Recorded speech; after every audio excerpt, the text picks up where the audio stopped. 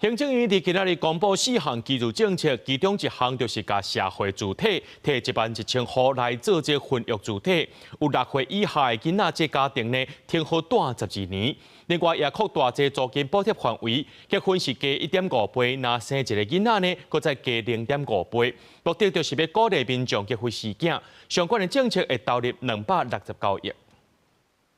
30岁陈小姐去年才拄结婚，伊甲翁婿2个人拢是上班族，保证伫新北市税厝，干那8平大的小套房，逐个月的租金都爱万外，也无包括水电、家私、三顿，甲其他的生活开销。保证翁某2个人共同的目标，就是拍拼欠钱买厝，暂时也无考虑要生囡仔。除了住之外，像劳动环境啊，然后还有整体的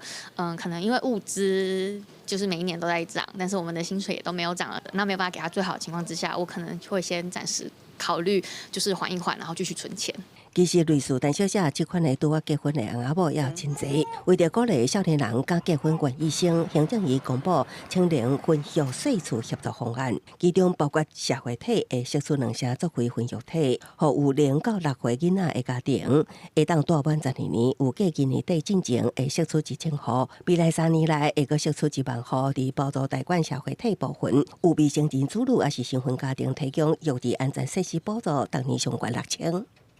在婚育宅的部分，我们会在今年度就会释出1000户。那在2026到2028，未来会释出1万户的社会住宅来提供给青年婚育宅来使用。租金补贴的部分呢，我们为了要鼓励结婚育儿的话，新婚加码50%，